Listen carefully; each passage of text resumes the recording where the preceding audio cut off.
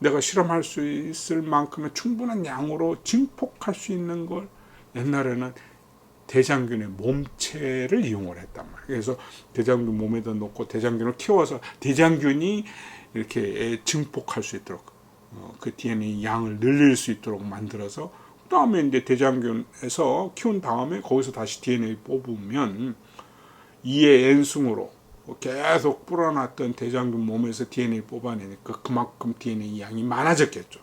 이런 방법을 쓰다 보면 굉장히 시간도 많이 걸리고 꼼꼼해야 되고 뭐 사람이 녹초가 되는데 PCR 방법으로 한번 해보면 그럼 몇 시간 안에 증폭이 금방 된다. 그것도 아주 단순한 생각이지만 아무도 생각 못했던 어떤 창의적인 생각을 한 거예요. 지금 보면 별거 아닌 실험 방법인데 그래서 PCR이라는 것이 새로 개발이 됐죠. 누가? 멀리서란 사람. 그래서 이런 것들은 창의적인 발상에 의해서 생물학 어떤 큰 발전을 이룬 거다. 그래서 여기 이제 제가 잠깐 보인 것은 요 왼쪽 위에 있는 요거는 이제 광학 현미경이에요. 요새 이제 뭐 실험실에서 대부분 이런 광학 현미경 많이 쓰죠. 제가 대학교 다닐 때는 이렇게 안 생겨 먹었어요. 그때는 돈도 없고 대학이라 해봐야 뭐 서울대학교 안에도 이렇게 아주 팬시한 현미경 없고 아주 뭐 밑에 이제 전구 넣어놓고 빛이 없으니까 빛이 이제 자연적으로 위에서 이렇게 밑에서 이렇게 위에서 이렇게 비춰줘야 되는데 빛이 라이트 소스가 여기 있어야 되는데 여기 이런 소스가 없으니까 여기다가 이제 전구 백열 그 있잖아요. 우리 옛날에 그 쓰던 그 여기 전구를 여기다 켜놓고 보기도 하고 뭐 현미경이 형편없었 그래도 그때 당시에도 실험을 다 열심히들 했죠. 그다음에 요거는 이제 형광 현미경으로 찍은 사진들 몇 개 보여주고 있고 그 다음에 이제 이 오른쪽 그림은 실은 전자현미경 원리를 보여주는 건데요. 전자현미경에는 크게 두 종류가 있다고 그랬어요. 하나는 템이라는 게 있고 하나는 셈이라고 있어요. 요거는 이제 트랜스미션 일렉트론 마이크로스코피 해서 전자 빔이 투과를 하는 거예요. 투과. 그래서 세포 안에 있는 모양이 어떻게 되어 있는가 구조를 밝힐 때 템을 주로 써요. 그 다음에 이제 옆에 셈은 스캐닝 일렉트론 마이크로스코피 해가지고 투과가 아니고 주사를 해줘요. 전자 빔이 어떤 물체에 이렇게 계속 왔다 하면서 튀어나온 것을 모니터에 이제 보여주는 거죠. 이걸 셈이라고 해요. 셈, 스캐닝 일렉트론 마이크로스코피, 주사 전자 현미경 뭐 이렇게 얘기해요. 요거는 주로 세포의 혹은 조직의 바깥쪽이 어떻게 생겨먹었나를 볼 때 쓰는 전자 현미경이고, 템은 세포나 조직 안쪽에 어떻게 생겨먹었나를 볼 때 주로 쓰는 방법이에요. 오케이, 전자 현미경. 자, 오늘은 전자현미경 이런 거 얘기를 하고 그 다음에 연구 방법은 어떤 것들이 있었고 우리 생물학자한테는 이런 연구실이 좀 필요하고 또 이런 마인드가 필요하다. 정보도 필요하고 관찰도 필요하고 실험도 해봐야 되고 여러 가지 것이 종합이 돼서 그 중에서도 가장 중요한 것은 뭐다? 관찰하고 호기심을 갖고 그 호기심을 풀으려고 노력하는 의욕, 집념, 끈기 이런 것들이 굉장히 중요하다. 이런 얘기를 하고 이번 시간은 여기까지 하겠습니다. 네, 감사합니다.